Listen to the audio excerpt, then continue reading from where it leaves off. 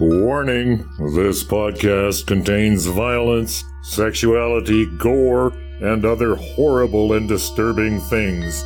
Listener discretion is advised. Also, the hosts of this venture are ignorant dipshits, so please do not take anything they say as fact. And enjoy the show. Now, are you sitting comfortably? Good. Then we'll begin. Today we had 15 homicides and 63 violent crimes, as if that's the way it's supposed to be. The atoms in your left hand probably came from a different star than your right hand. It is our basic human right to be fuck up. A second plane now has crashed into the other tower of the World Trade Center. Putting chemicals in the water that turn the friggin' frogs gay. The defendant shall be incarcerated for the rest of her natural life with no possibility of parole. You are not machines. You are not cattle. You are men. We were somewhere around Barstow, on the edge of the desert, when the drugs began to take hold.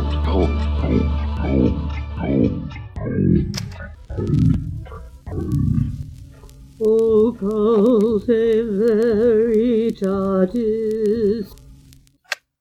That's where we ended off last time, with him killing his mom and her best friend. Yep. So, yeah. Welcome. This went really dark really quick. Oh, yes. Welcome to my episodes. So Kemper basically bailed on the whole murder scene and drove straight to Pueblo, Colorado. Did we do What's Your Poison? No, we didn't do What Your Poison. So, what's your poison?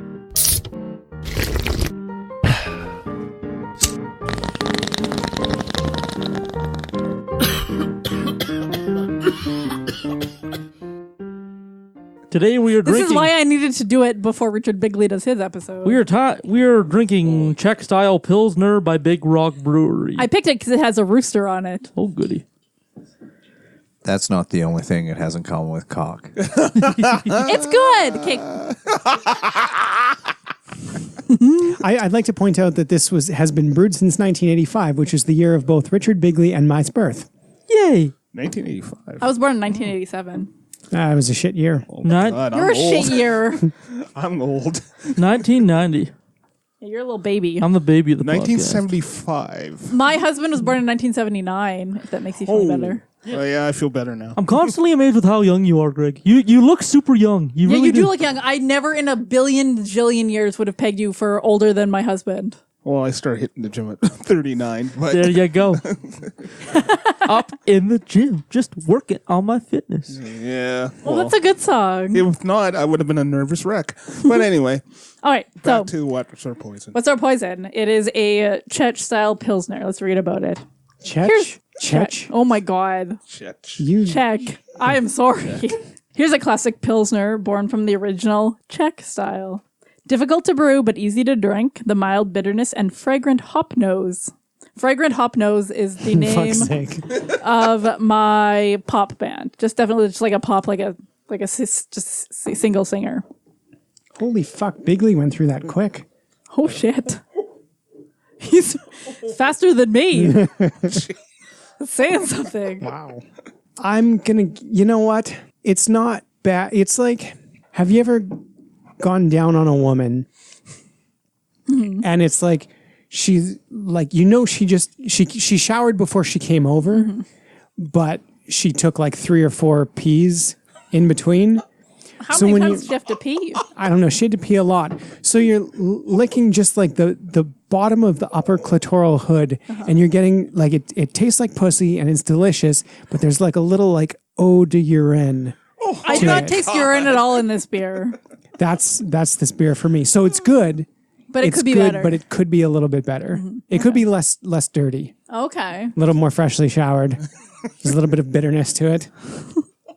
I like the bitterness. But it's okay, but it's a little bit too dry for No, because like vagina should have a good bite to it. Like there's a good bitter bite to vagina, but it shouldn't be like skunky. No, it shouldn't be skunky.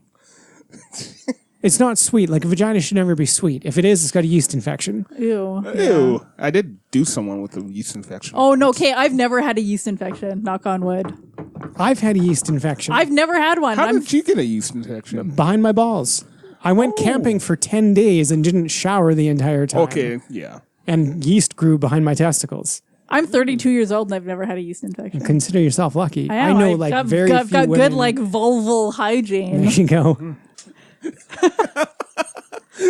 As Ood is there quietly sitting in the corner. Yeah, it was just like sitting there texting. It's all right. It's a yeast infection. Oh no, it's on the same. I mean, any beer that's light and crisp is probably on the same level for me. I just want it to be clean and cold and drinkable and non-offensive and like a vagina. Yeah, yeah. This is a good 5 out of 10 for that for me. Yeah, I like my beers offensive. Yeah, I was gonna get like a crazy IPA, but I thought that you'd hate it. I would hate it. I know. This is okay. Okay, well, at least it's okay. I appreciate that. No, I like light pilsners. It's fine. Okay. My favorite beer ever is Pilsner. Yeah. Steam Whistle. Yeah, Steam Whistle's good. Oh yeah, Steam Whistle's good. Steam Whistle's fucking delicious. We had it on an episode once. I want to have it again. Yeah, I'll be up for that. Keep me posted because I literally live across the street. Yeah, you do. A liquor store. Yeah. Which just opened. Yeah. It's like it's not a government store though. No? No, it's private. Yeah, Urban Cellars. Yeah, I always go to the government stores. I usually go to the government stores, but it was on my way from my like crazy counseling. No blood for private liquor. I know, I'm sorry. That's okay. It's across the street. Private liquor means lost opportunity. Well, what do you want from me? It's across the street. No, it's across the street. It's across the street. Just a week ago today, 4 more bodies were discovered in a connected series of murders that now numbers at least 10.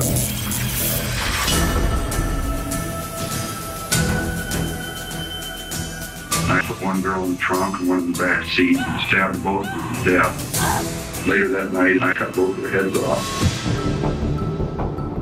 He went for someone who he knew was weak and vulnerable. Co-eds, college students.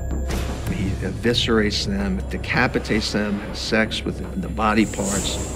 Roz Thorpe was a free spirit. She was bright. Aiko Ko was a little girl, really. Who knows what these victims would have turned into? And I think that's the tragedy of it all. By 10, 12 years of age, he was getting abused from his mother. You're nothing. You'll never amount to anything. We're still fighting. She's still belittling me. I'm like a puppet on a string. If Mom wasn't there, he wouldn't have been a serial killer. He killed his mother. He wanted to just humiliate and defile the corpse any way he could, and he did.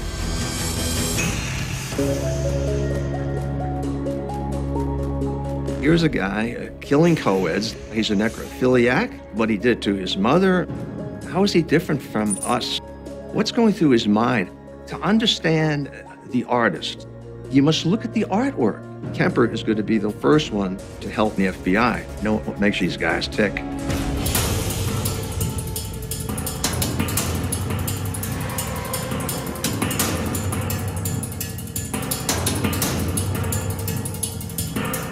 I tied her up and suffocated her. I did have sexual relations with her before she died, but after she was unconscious. Kemper was very helpful because he's very intelligent. He's more than just average intelligent. He's got total recall to everything that he has ever done. He changed law enforcement forever.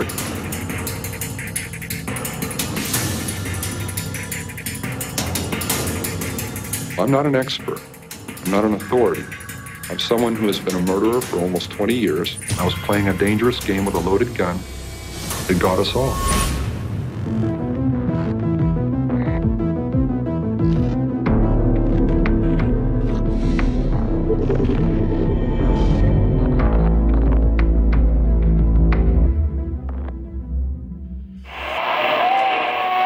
So Kemper basically bailed on the whole murder scene and drove straight to Pueblo, Colorado. After not hearing anything about his murders on the radio, he called the cops. So the cops, like, legit did not take him seriously. They're like, yeah, call back later.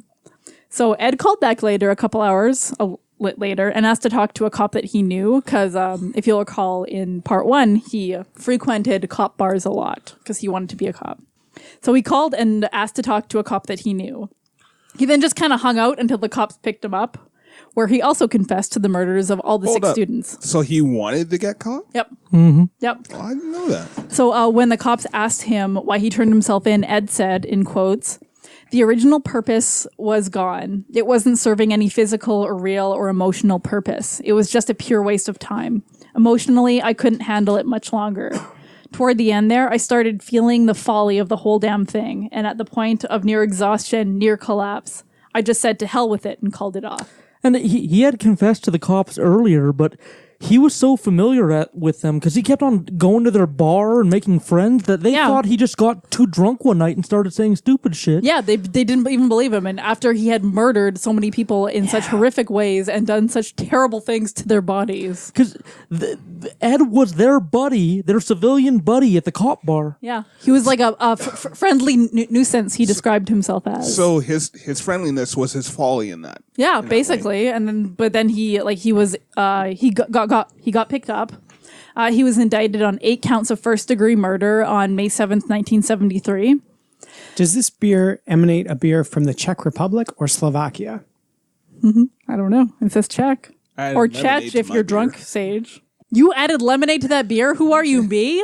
I'm just crazy when I get drunk. I start adding stuff to stuff. Okay, go listen to the Jody Arias episode. My cousin decided that it would be a really good idea for me to mix light beer with Sambuca. Yeah. And then I threw up in my bed. You're up in your bed. I threw up in my bed. And then I also drank homemade mead. Oud's fucking mead. His honey mead. It's good. Sambuca. I hate Sambuca. Okay, well, I like Sambuca. Sambuca's great. I hate the taste of black licorice. It's the best. I fucking love it. So, because Ed confessed to all those crimes in such an intense and detailed fashion, his defense really had only one option: to plead not guilty by reason of insanity. So his trial went ahead on October 23rd, 1973, after 3 court-appointed psychiatrists found him to be legally sane. One of the psychiatrists, whose name was Joel Fort, went all through his juvie records that said he was diagnosed as being psychotic.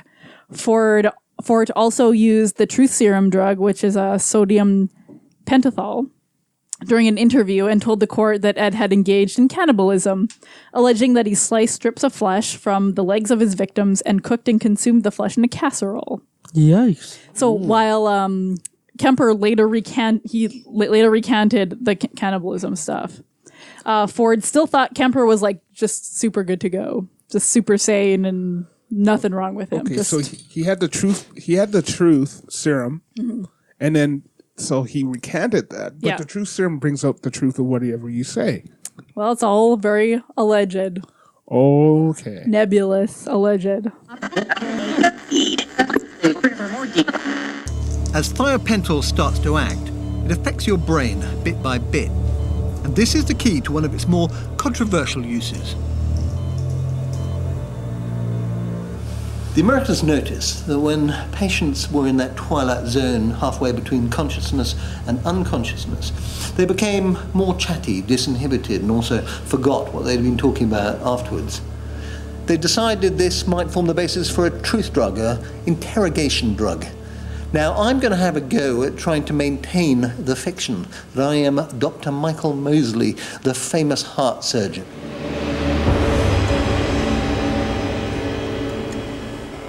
Now it's time to experience the effects of a light dose of sodium thiopental. I'll just give a small dose, but quite rapidly. It's in now. Yeah. Doesn't feel like anything. Well, it hasn't got there yet. That's probably why I'm not feeling anything. Am I feeling just a bit? Oh, yes, there it goes. Yep, there it is. Blimey, wow. Oh, geez, yeah.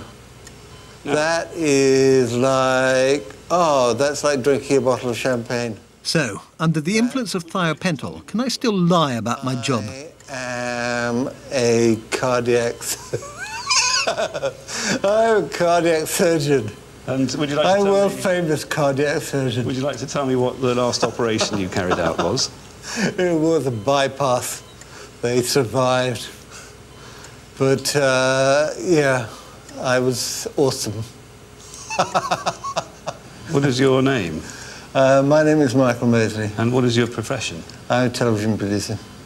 Well, executive producer. Well, presenter.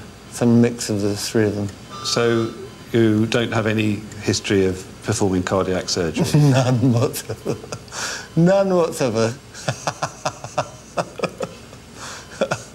I am, without doubt, a good television presenter and a lousy cardiac surgeon. Part of the reason I caved in so quickly is I had this overwhelming urge to tell the truth. It's an odd feeling, quite cathartic. The weird thing is I don't want to lie. You know, I'm feeling so... It's not just that I can't. It's just I feel so benign towards the world that I don't want to do it. So his poor defense team basically tried to prove that he was not in his right mind. When he committed his crimes, Kemper appeared to have known that what he did was like super wrong, and he took the stand on November 1st and testified that he killed the women because he wanted them, quote, for myself, like possessions, which is yucky. Oh, yes. So he wanted his mom as a possession. Yeah, he wanted to like control them and like own them. So he tried to convince the jury that he was indeed insane and that he had two beings inhabiting his body. And when his killer personality took over, it was like he blacked out, which sounds like a load of bullshit to me. Just like trying to cover up his tracks for his like shitty, disgusting behavior. I think that's a common take, because I think true events of blacking out and not knowing what you did are rare, and they have very specific like environmental factors that cause them. Yes. So there's a lot of people and a lot of defense lawyers out there that put forward the defense that he blacked out, doesn't remember. Yeah, it's okay. Sorry, off you go. But I don't think it's as common as defense lawyers would argue. No, definitely not. So they're using the Jekyll and Hyde kind of personality. Yeah, trait. yeah. That's what he's trying to allege. Yeah. But on November 8th, 1973, the 6-man, 6-woman jury found him guilty and sane on all counts. Ed Kemper asked for the death penalty, specifically death by torture. However, the Supreme Court had put Totally sane. Yeah. Oh, I got found guilty. You better torture me to death. Yeah. Like, that's a real sane guy right there. Well, maybe he was in that BDSM. BDSM. Yeah. Well, that's definitely sane, but you know. Although I've been watching a lot of To Catch a Predator, and a lot of them when they get caught, they go with the whole like, oh, just put a bullet in my head. Like they're trying to like put up a front that they're so sorry that they want to die in order to like lessen like the guilt upon them and stuff like that. Oh, it's like a retribution thing. They're like, oh, bring retribution upon me. Yeah. Oh, I can see. And from the first episode, like he had been in jail already and kind of knew all the ins and outs, and had even developed and given psych tests to other prisoners. Yeah. Because remember at this point, he learned how to talk to professionals, and this was in part 1 as well, because he had already been to jail, and he had already been to like psych units, and he learned how to talk to psychologists, how to talk to like jail officials, how to talk to police officers, and tell them what they want to hear. Prisoner, yep. So he was kind of like I wouldn't say sociopath. Oh, for sure, 100%. Oh, yeah. Yeah. And he was like the super smart serial killer. Like that trope is thrown around like way too much, but he was actually like super intelligent. Yeah, he had like what's like IQ 145, which is still less than mine, but still less than mine too. Holy shit. However, the Supreme Court put a moratorium. 148? 43. 143. I know. You know those numbers don't mean I know anything they great. don't, but let me have it. I mean, I'm everything. the dummy in this room, all right? I was kidding. Let me have The it. child psychologist said I was very smart. Yes, I was told I was very smart also. Let me have it. Hey, raise your hand if you're a member of Mensa. Oh, me. There you go. I was invited to Mensa, but I never went. J-Lo, the wrestler Raven, Scott Yes. Levi, he's a member of Mensa. Yeah, okay, well, Raven's kind of cool. Once when I was in kindergarten, I took care of the ant like display exhibit for a whole day, and I got a good star because I did such a good job of taking care of it. You are amazing. Thank you. You're welcome. You're a god among ants. You are a god among ants. I like that. For not hitting them with the magnifying glass. And I'm fond of burning you. them all That's to all death. That's all Sticking your dick in the Here's thing. your Yay. gold star. The Supreme Court put a moratorium on the death penalty, so instead he received 7 life sentences for each person that he killed. He was sent up to the California Medical Facility, And he was actually on the same block as Charles Manson and Herbert Mullen, who is another crazy serial killer that I will do an episode on. Everyone's heard of Charles Manson. I'll probably do one on him too. And Ed's super talkative, and he exchanges letters with a shitload of prisoners. So he's a social butterfly talking to a shitload of people. Oh yeah. So, but he described Mullen as just a cold-blooded killer, killing everyone he saw for no good reason, because Ed Kemper totally had good reasons for all of his murders. What? No. It's scary just seeing the disconnect. What facility was he sent to? He was sent to California, the California Medical Facility. Where is that? Let's Google it. Oh boy. I feel like I'm trolling now. He's still there. He's still alive. Oh, that's fun. And he was in the show Mindhunters. And he has a lot of permissions. Like, he's watched his portrayal on Mindhunters. If his name comes up on the podcast, hey Ed, maybe you're listening. I know you have media permissions in prison, so maybe How does he get media permissions? By being a model prisoner. And he's in there for fucking ever. Like, why not? Oh yeah, it's in Vacaville, California. Yeah. Oh, like that's fun. I've been there. Like, is he remorseful or is he a sociopath that's I'm not telling done my episode everybody yet. exactly what they want to hear? Who knows? Yeah, I would say he was a sociopath. Yeah, me too. Oh, because he tells fucking for everyone. sure. Me too.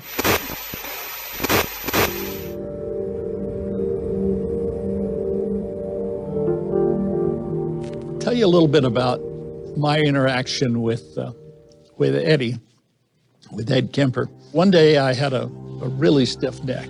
I couldn't move my head hardly at all. He said, I know a lot about anatomy. I can make your neck feel better. So I went around and he worked on my neck for maybe, 5 minutes. And, it worked.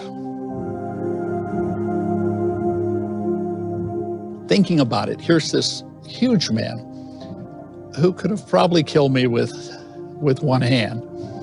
And I never, ever felt unsafe in his presence.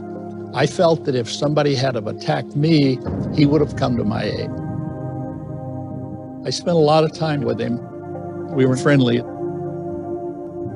The ability of Ed Kemper to be able to be very charming was really remarkable. That's how clever or manipulative he is.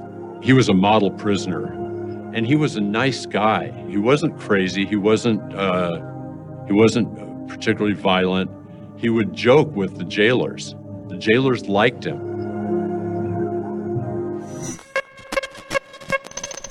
So Kemper actually manipulated and physically intimidated Mullen. He trained him like a dog to not be annoying and sing. Like, he was annoying during TV shows like me and talked a lot, and he would sing randomly. But then Ed Kemper basically gave him peanuts for not singing. He trained him literally like a dog. He trained him like Pablo's dog, basically. Yeah, it's Operant wild. conditioning. Yeah. So much like the last time he was in jail, Kemper was described as a model prisoner. He was again given special assignments, like being in charge of scheduling other inmates' psych appointments. He also got to read books on tape. He spent over 5,000 hours and had several hundred completed recordings, which we will absolutely be playing. Not 5,000 hours of them, but all 5,000 hours. Yes, the biggest podcast episode. 5,000 hours of Ed Kemper reading books on tape. I wonder how his voice sounds. It's nice. It sounds kind of like this. Chapter 1. Goodbye, Daddy.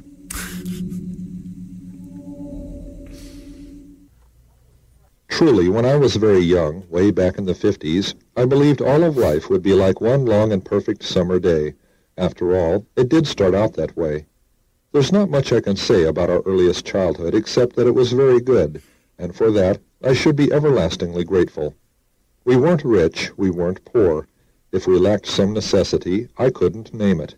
If we had luxuries, I couldn't name those either, without comparing what we had to what others had, and nobody had more or less in our middle-class neighborhood. In other words, short and simple, we were just ordinary run-of-the-mill children. So he also participated in shitloads of interviews and documentaries. He's provided a ton of insight into the mind of serial killers.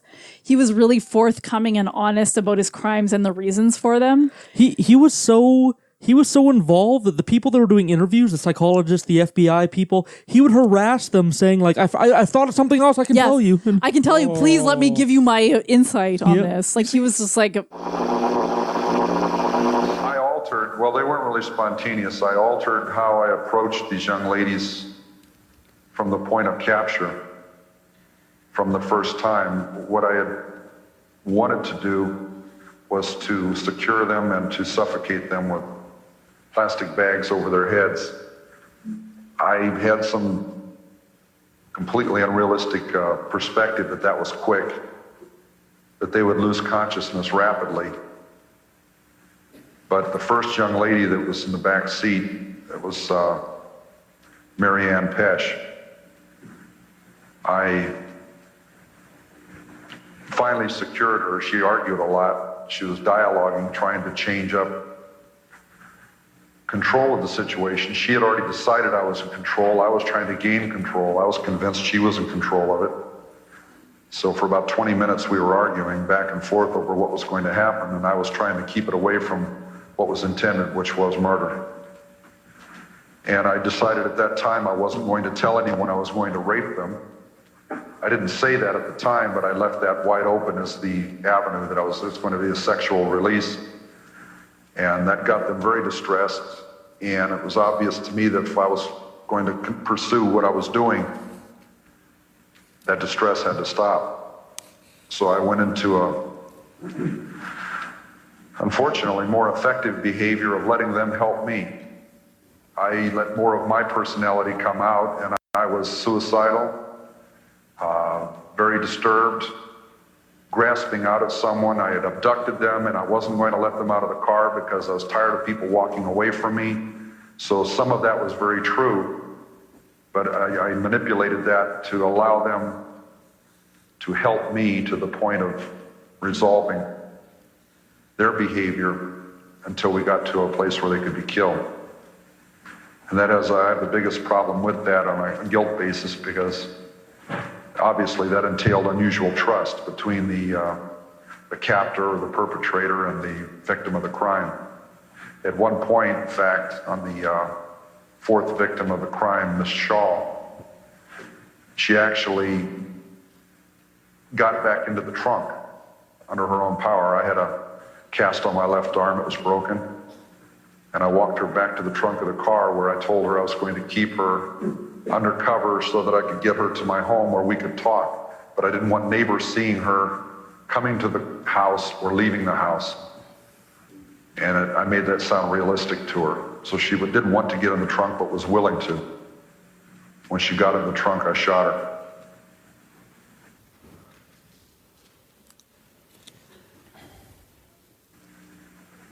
So I'm trying to remember this from a long time ago, but another round had entered and exited that padding area. So there were 3 holes in that padding area that was head level with her. It was off to her right, to my left. She was moving about in the back quadrant there, trying to avoid the shots. That wouldn't have happened. I realized if I'd never done it, it wouldn't have happened, but well, my original intention was to make it very quick and neither one of them to be aware of what was happening, and it was not to keep them from stopping the crime, it was to keep them from suffering. I had a real bad problem depriving people of their lives. It wasn't the aspect of killing them, it was the aspect of possessing their bodies afterwards. So it was almost after an effect, evicting someone from their human body. And I'm sorry it sounds so cold, but that's about what it analogizes to. At the time, I wanted my case to look like random killings, unrelated. As you know, there was no real understanding of serial killing at the time. And when I told the police, they asked me how many people I thought I could have killed in the fashion that I did. Out of the approximately 1,000 individuals that got in my car over a 3-year period that I was out there, this being a hobby, a side hobby of mine, I'm just driving around. I love to drive and picking up anybody who wanted to ride. And then later on, focusing on more difficult cases, people I was convinced wouldn't want to get in because I'm a single male young adult, two-door car. They're not going to want to get in ride with me. I made that a challenge, almost like a chess game. And the more clever they got about checking me out ahead of time, the more clever I got about appearing innocuous and in a hurry and a businessman. And the best one for assuaging that last check of me was just to glance at my watch and look slightly irritated and, oh, well, I guess I can stop and give this person a ride. It seemed to have a very positive effect, even with the most sophisticated hitchers, which included the Passion Lucchesa girls, the first two victims. So really, you're a psychologist in your own right from the standpoint of how to size up people, how they'll respond to you. How about sociologist and at a very lay level? A psychiatrist is looking for pathology. I was looking for ways to influence people. Yeah, okay.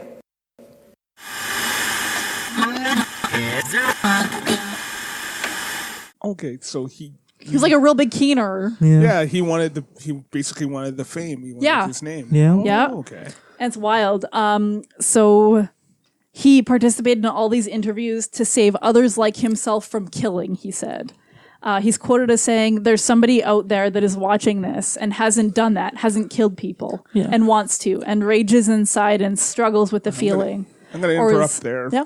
But I'd say that's totally bullshit. They're going to kill regardless of what they want because they're emotional. Well, you don't know that. To do it. Okay, well, I'm going to do a whole other episode on pedophiles, but there's like a huge community of men who identify as pedophiles but who have not offended. Yeah. Yeah, that's true. But when it comes to killing, you got that thrill of the kill. But also when it comes to having sex, you have that thrill of the sex. Oh, okay. I see your point. Mm-hmm. I'm good. I'm yeah. Oh yeah. All right. So we talk about hard issues. Yeah. Okay, where was I? So, and struggles with the feeling or is so sure they have it under control. They need to talk to somebody about it. Trust somebody enough to sit down and talk about something that isn't a crime. Thinking that way isn't a crime. Doing it isn't a crime. It's a horrible thing. It doesn't know when to quit, and it can't be stopped easily once it starts. And that's the dichotomy. If you start to treat it lesser, then more people will come forward seeking help for it. Mm-hmm. But do you want to treat it lesser? Exactly. It's like a super double-edged sword. Yeah. Okay. Oh, okay. You know, yeah, that's kind of the idea behind like non-offending pedophiles too. Yeah. It's like if you remove the stigma and give them the societal freedom to come forward and seek help for their disorder, then less children may get victimized. Yeah. But what would you have to do to destigmatize that? Yeah, like as a mom, like it's yucky. Yeah. But as like me, an intellectual, I think it's cool that non-offending pedophiles are coming forward. And I think so too. Like as the parent of a 7-month-old child, I would far rather pedophiles have that space to express themselves. Well, and help to heal and to maybe not be so pushed into the shadows that they're trading weird passwords for child porn. Yeah. Getting the helping hand of modern psychological science and social services to help suppress and eliminate their urges. Yeah, or to help them through it, because like if you think about it, like who would actually want to really act on that impulse? Like you may be attracted to kids, but do you really want to have sex with a kid? Like it's evil. You know, like it's awful. It's terrible. It's totally 100% wrong. Yeah, but. And if they're asking for help, then I think it's our responsibility as a society to be able to help them. Concur. How are you going to apply that to killing, though? That's the big question. Well, that's the thing. Like Ed wanted to, I guess. Well, if his motivations are pure, which I'm not sure they are. No. He's also super full of shit. Yeah, but I guess his stated reason. Important point. Yeah. His stated reason for sharing so much is that he wanted to help people that haven't killed yet or in the process of killing and don't want to kill anymore. But it's such a bizarre thing to think about, though, being like a non-offending murderer, because by that definition, I am a non-offending murderer many times over. There's people, same here. There's people I've wanted to, just on my drive over here, you know? Yeah, no, like if murder was not illegal, I'd have done it. Yeah. Like, it's literally the law that is stopping me from killing people. Yeah. I mean, for thousands of years, we lived by the laws of blood and iron. I mean, we are a savage species that has just recently settled in cities and all that. Well, you could do the purge, but that's a different story. Yeah. But also with Ed Temper there, he is also looking to put his name Oh in well, lights. I think that he loved the attention. Yeah, so it's kind of like, well, yeah, it's kind of true, but it's also kind of like I want. So you think he's getting his rocks off to like the fact people are talking about him? Yes. Yeah, it's pretty much this what he podcast. Probably. Sitting there listening. I Just I think whap, whap, whap. I think to a point where I think to a point we'd be feeding him if he's listening to this. Yeah. Also, that would be like, pretty cool. Most killers I'd be okay with don't that. want to be prophesized. They want to get caught and be stopped. But in No, I his wouldn't say most. Some do. Some seem to express genuine remorse. Like, who was the vampire killer? Richard Ramirez. Yeah. But he was like super, like incredibly mentally ill, and all of this could have been prevented if his family and his doctors had their shit together. Yeah, like Ed Kemper's like mental illness was more put upon by his lawyers. I think he knew the difference between right and wrong and chose to do wrong anyway. I don't think Richard Chase was it? Richard Chase. Yeah. Yeah, not Richard Ramirez. Richard Ramirez is the Night Stalker. Night Stalker. I think Richard Chase, Richard Chase genuinely didn't know right from wrong. Yeah, he was not in his right mind. And same with like Andrea Yates. Yeah. Like she was not in her right mind. But I think Ed Kemper kind of knew what he was doing and kind of liked the attention. He was so controlled and methodical, and he could recall exact details so easily, and and he's so casual about it. Like if you hear him speak, he's just like very matter of fact and like, this is what happened. Oh yeah, I killed people and had them suck my dick with their disembodied heads. Yeah. Oh yeah. Ugh. Even after police warnings against hitchhiking and an increased bus schedule on the campus, Kemper had no trouble picking up hitchhikers. Ironically, one warning advised riding only in cars with university stickers. Kemper's car had such a sticker. My mother worked at the campus, and I had an A sticker on my car, and obvious access day or night to the campus. I was picking up some very lovely young women. You know what we were talking about as we're driving around? Almost as often as not, this guy that's going around doing this stuff. And the second they started talking that, they didn't realize it, but they were getting a free ride. I couldn't touch that with a 10-foot pole, I swear. But they'd be telling me all about this guy, and they're comparing notes and speculating on what he looks like, how he carries himself, why he's doing this stuff, telling me about it. So how come they get in a car with somebody at that time? She judged me not to be that guy. I didn't look like him. It was getting easier to do. I was getting better at it. I was getting less detectable. I started flaunting that invisibility, severing a human head, 2 of them, at night in front of my mother's residence, with her at home, my neighbors at home upstairs, their picture window open, the curtains open, 11 o'clock at night, the lights are on. All they have to do is walk by, look out, and I've had it. Why did you keep the heads? Why did you cut them off, and why did you keep them? Something out of my childhood. I could put it on an incident. I mean, my father chopping the heads off of our 2 pet chickens, and my mother insisting that I eat them for dinner. We could say it was something that simple. I don't think it was. Now, my dad heads out back with a hatchet. I got on my bike and I tried to stop it. I remember that. I got on the bike, rode around the block. I was crying. I haven't talked about that for a lot of years. I'm sure that may have implemented something, that may have gotten something rolling, but along fantasy lines. But it took a lot of years of development along those lines to really get off. So Kemper was first eligible for parole in 1979, but was denied.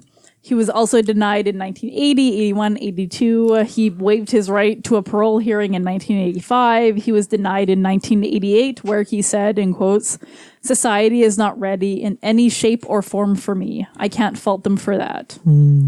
He was denied parole or waived his rights to a parole hearing, basically until the present day. A prosecutor in 2007 said, "We don't care how much of a model prisoner he is because of the enormity of his crimes." Yeah. So Kemper basically resigned himself to the fact that he was never going to be granted to parole and that he is, in quotes, happy going about his life in prison.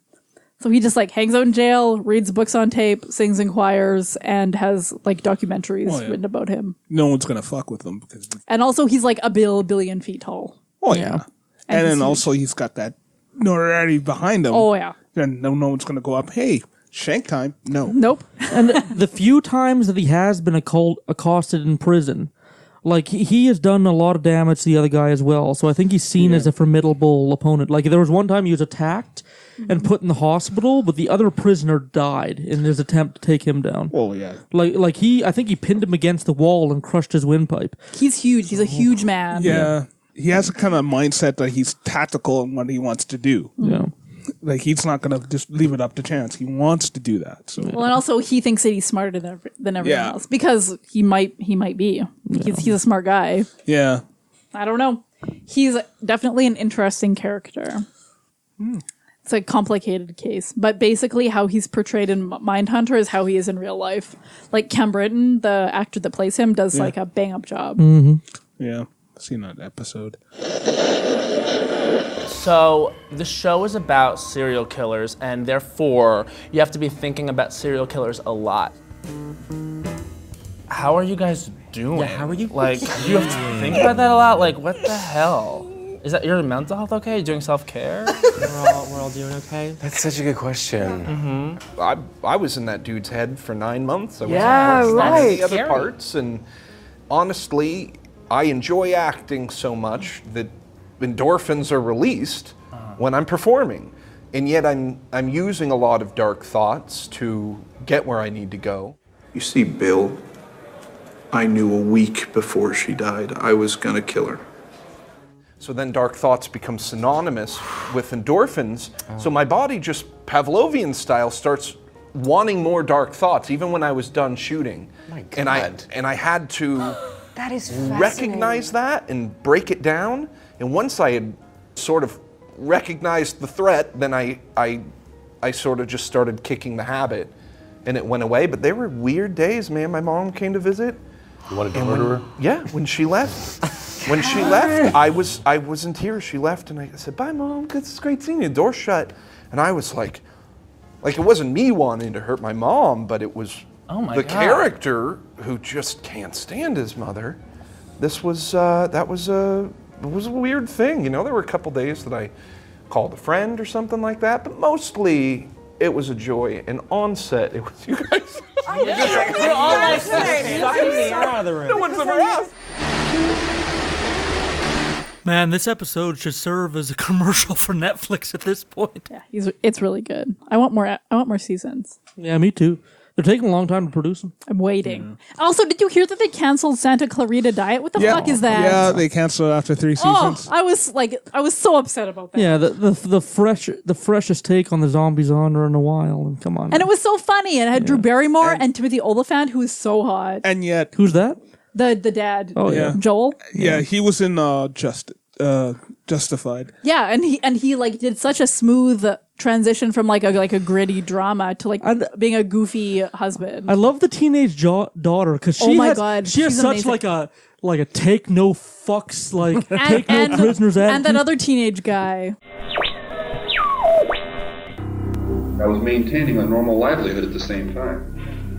Dr. Jekyll, Mr. Hyde completely, I mean, because even my own mother didn't suspect. But I was put right back in the pressure cooker that I was hatched out of. It was a very sick and very depressive and very unhealthy relationship. We're talking about a cold, hard murder, you know, and mayhem and assault and robbery and rape. It wasn't just a happenstance, haphazard murder spree of a year. It was 50 weeks of planned killing. Can you imagine the victory or the coup that if I'd wanted to stop, it would have been if I'd have said, Mom, I killed those girls. You know, your son killed the co-eds. What do you think of that? And you did it, and we did it. I did it. We did it together. The surgery would break the conditioning. It would give me a chance. It wouldn't eradicate it. It wouldn't undo it. It would put a break in it. But I don't think she could have handled the realization of what I had done. Talk with all of them before I killed them. I didn't need her putting me back on the apron strings, her dominating over me. I was a grown man. I was 21 years old. I was an adult. I had finally, for the first time in my life, scraped up a small measure of respect for myself in spite of murdering my grandparents. I said, that's the only kind of parole you got coming. She's a nice lady, she's wonderful, she's going to help you. They did not want me to even associate with her when I got out. They were very adamant about that. Some of those things in the test, some of the drawings and things directly pertain to my feelings, my little world.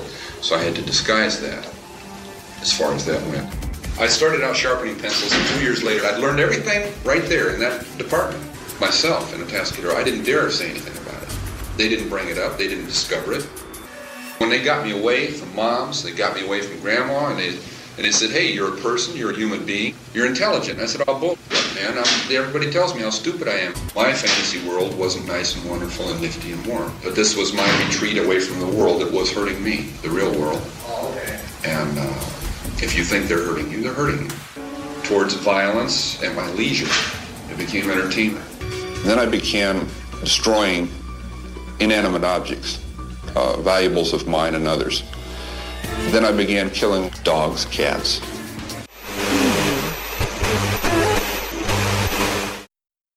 Okay, sorry, that's all I have. This is probably just going to be one episode. You can just and also before you end, Wormwood. Gotta check that out on Netflix. It's about the guy who had I forget what is it, the LSD. Oh yes, yes. I started watching that. Was get into it. We did an MK Ultra episode, and it features that gentleman. But they still to this day they don't know if the family said that they threw him out the thing. The CIA, window, yeah. CIA said he fell out the window. He totally got thrown out the window. Yeah, the CIA was very loose on their morals in the mid-'60s. Yep. Cold War was in effect, and they were like, listen to our MK Ultra episode if you want to listen to that. But Has that been released? I don't know. I'm drunk. Oh yeah, it's been released. Okay, good. But like, I'll listen to it. Like they would My just finest moment. they would just dose their coworkers in the mess hall just to see what happens. And like, holy fuck, like, are you gonna blind into your test? You're gonna be like, hey, I gave Harold LSD. He's going to. It'll be super funny. But it's cool. It is making the comeback. The LSD. They're using it for PS. PTSD. But like microdosing, and same with like microdosing, like mushrooms and stuff. Yeah. Yeah. Well, it's all backcountry. I one time macrodosed mushrooms and tripped balls while my vomit made weird patterns in the toilet. Oh shit! Yeah, that definitely happens. I have never tried LSD though. My first time doing mushrooms, I just stayed up until 4 a.m. singing Queen. Like, that sounds delightful. Like Bohemian Rhapsody on repeat. The first time I did mushrooms was amazing. The second time was awful. Yeah, that was my exact experience. The first time with mushrooms was the best 6 hours of my life. Nope. And the second time was like the most nightmarish 8 hours It was of my awful, and I life. haven't done it since. No, I haven't done it since either. Yep. Well, the first time I did acid, I was calm. Everyone else was freaking out. One guy was freaking out about cutting his bologna. Someone cut my bologna! It's not symmetrical. Someone cut my bologna. Oh, that's funny. Okay, well, that's the end of my episode. All right. I'm Sage Murray. Leon Filger. Ood Gallifrey. Lord Loki. J-Lo. Love you. Bye-bye.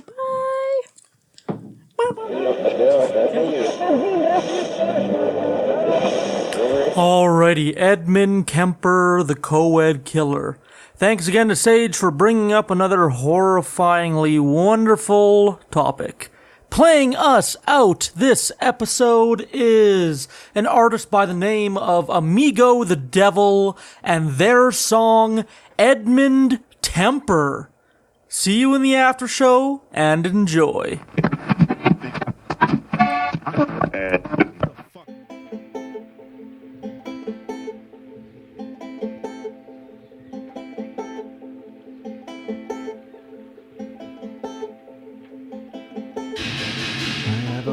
Like a diamond, I have a mouth made of lead.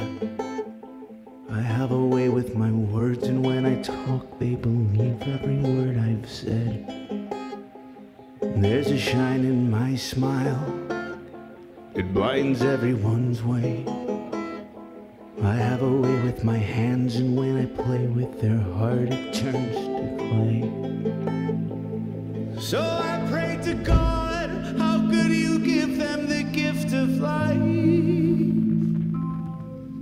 Then curse me with the hands to take it away. I never asked you to move. just want the strength to climb it and find a different way.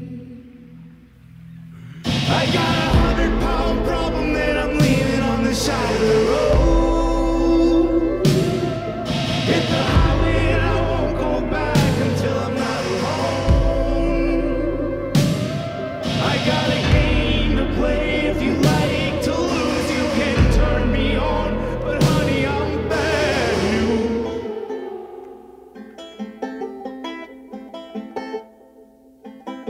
When you're born a shadow in everybody's mind, beauty's just a cancer you leave behind. Things would be different if I were a daughter. I dove head first into a pool without water to learn how to swim.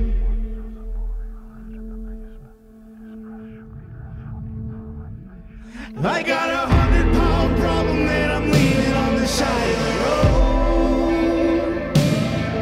Hit the highway and I won't come back until I'm not alone. I got a game to play. If you like to lose, you can turn me on. But honey, I'm bad news. When I stare into the mirror, I see all the parts I know are wrong. I can't help but wonder which side I'm really on. And when the whole world points to hopeless, I just hope it wasn't all pointless. And the burden weighs too much to carry alone. I got a 100-pound problem that I'm leaving on the side of the road. Hit the highway and I won't come back until I'm not alone. I got a game to play. If you like to lose, you can turn me on. But honey, I'm bad. Bad. Bad news.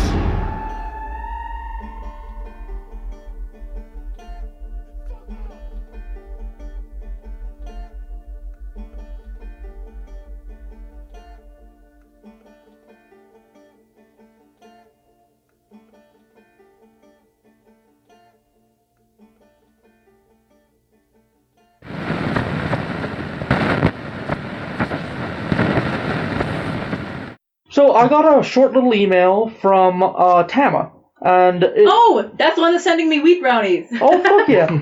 And I think it's a very good opportunity because to open up the floor and talk about like bisexuality. Because yeah, there's so many people here. Here is her email.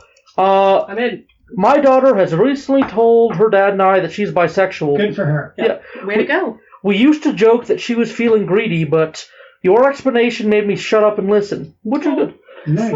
Thanks, I will now no longer think it's a phase. I will listen and be there for my daughter.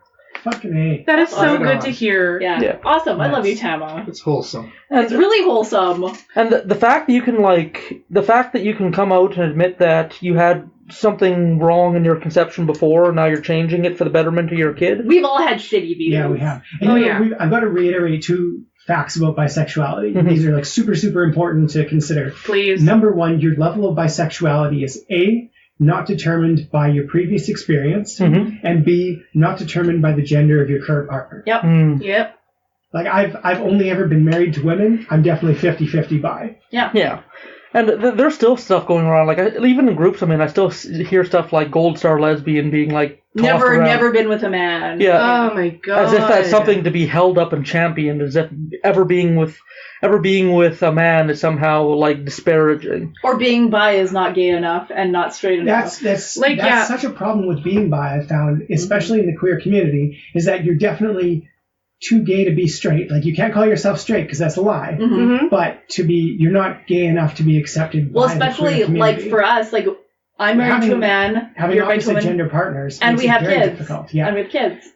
How could you possibly be bi? Yeah. You have a straight life. The biggest thing I've ever heard, which was, I was just appalled, and it was in an area that was supposed to be a safe space, is a designated safe fucking space. Mm-hmm.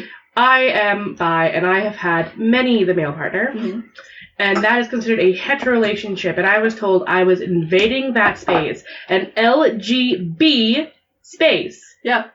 Oh my gosh! I was also told at one point I just needed a good fucking to set me straight. I'm like, oh no, that's how that works. Yeah. Will it work like that? No.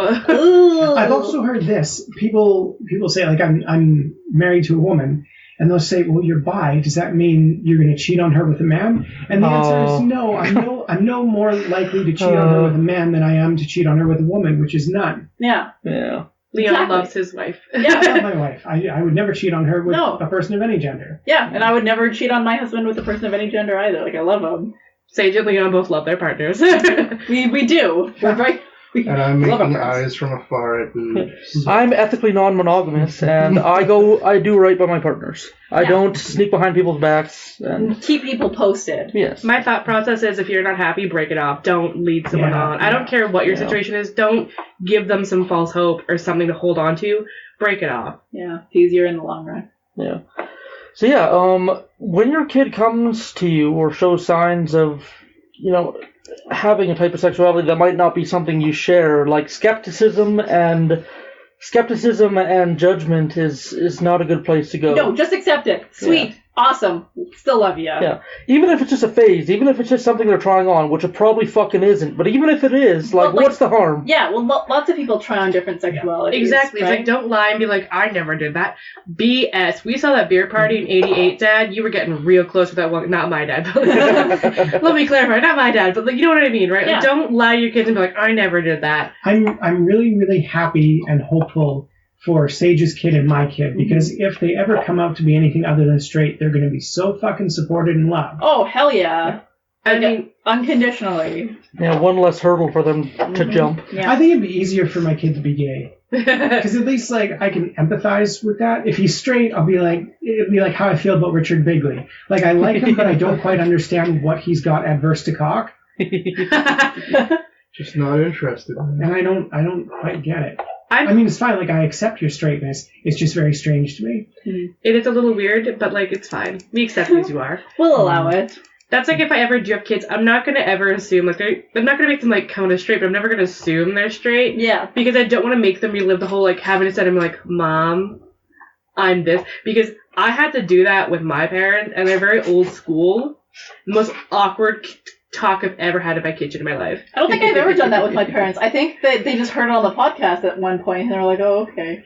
Well, it got weird when I started bringing a girl home, all the time. Oh. And one of my parents, I won't say which one in case they ever do listen, was like, oh, you'll grow out of it. And then, I could never have guys over, but surprise, bish! Yeah, joke. When I had so-and-so stay over for the night. Bye! Yeah. Stuff happened, Mom. They're now much better at it. They're still a little weirded out, but that's fine. I don't expect them to change who they are overnight. Yeah. That's fine. But Tama, you're awesome. Yeah. We bless you for taking on everything and just being a supportive parent. Yeah, fuck yeah, you're a fucking badass. Yeah. And, if you indeed, the time of the 70th weed brownies, thank you twice. Yeah, thank you twice. Yeah. I gave you my address, so please don't send me a bomb. Yeah. If anybody wants to send us alcohol, weed, anything, I'm not saying that... Skulls? Yeah, skulls. Dick pics? I'll accept everything. Toe clippings? Tasteful dick pics. Yes. Not even tasteful. I don't like nasty ones. When are we doing? I don't know, but cosplay contest. Richard Plum is fucking ready. I know he is. Can I see this? Are we doing it? Are we doing it in October's? Yeah, let's do it in October. Yeah, October. Okay. Yeah. Richard Plum. I bought a sundress for my penis. Oh, that's fine. Wait, where did you get a sundress for your penis? eBay.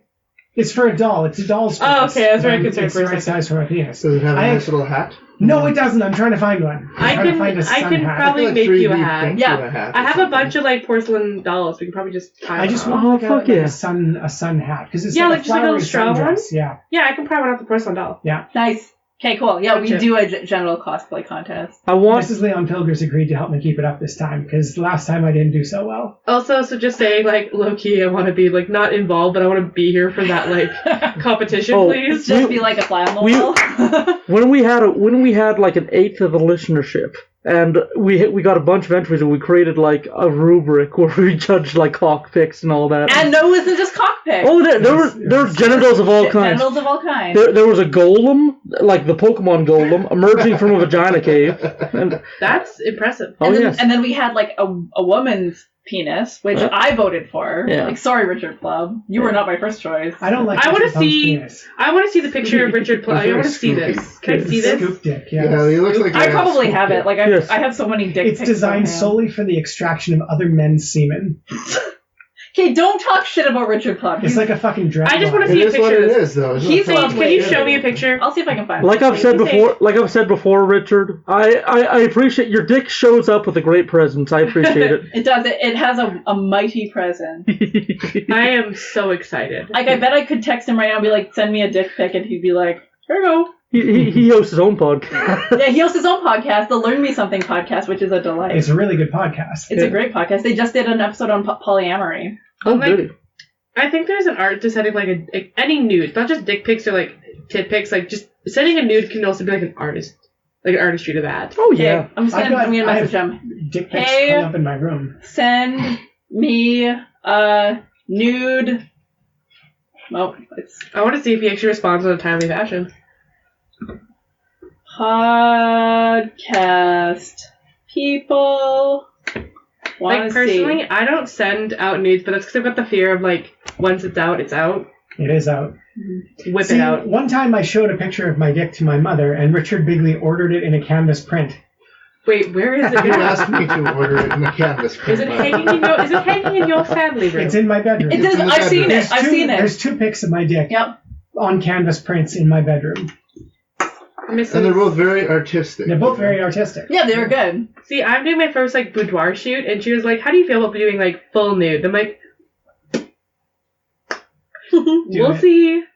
She's like, "I want to do it outside." I'm like, "Man, that's a little breezy." I've done some. I did a zombie pinup shoot. Let me find it for you. Ooh. It's pretty hot. She's I already feel like pretty cute in it. picked out my clothes, and like she sent me a picture of the heels, and I'm like, "I'm going to die." No, heels are fine. If You'll be okay. if I don't have to walk in them, yes. I can't walk in flat-soled shoes. I think I would break my ankles and heels. I mean, we can put you in some heels, Ood. Yeah. Yeah? Yeah. Can I have do any drag heels makeup taken on you one day? Yeah, fuck yeah. Hold on, wait, I'll show you this. So I did half and half one day for Pride last year. I actually really, I don't know, I used to be in musicals, and I actually really like getting my face done. I actually really like it. I would love to do you in drag. Yeah. Not Feel do free. you in drag, but you know what I meant. Someday before Carly's game, I'll show up like an hour early. You can do my makeup. Yes. Fuck yeah. I'm gonna put all the false lashes on your face. Oh, and I don't even wash it off well because I wash everything off except for like the eyeliner. Oh, I remember those. Yeah. Yeah, you look good. Ooh. I know. I look hot as hell in these pictures. Yeah. Oh yeah, I remember. Because I like the lingering. I like what eyeliner does to my eyes. Like sometimes I'll wear it just because it makes my eyes pop. Yeah. Yeah. It's cute. Yeah. Come on, Richard Plum. Already. Anyway, for the after show, I'm Sage Murray. Leon Pilger. Ood Gallifrey. Joining us in the studio. Richard Bigley. And Tia Thatcher. Love you, bye. Tune in next after show to see if Richard Plum sends us a cock. Yeah, I hope he fucking does. I'm gonna yell at him if he doesn't. I'm gonna message him on all the things. God.